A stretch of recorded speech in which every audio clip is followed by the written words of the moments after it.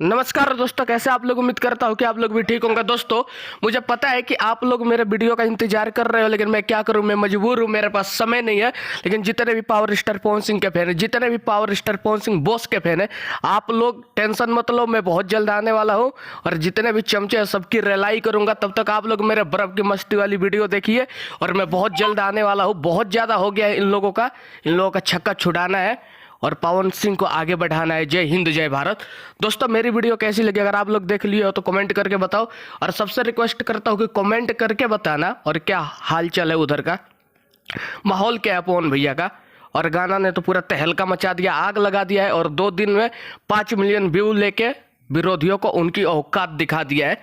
Jai Hind Jai Bharat.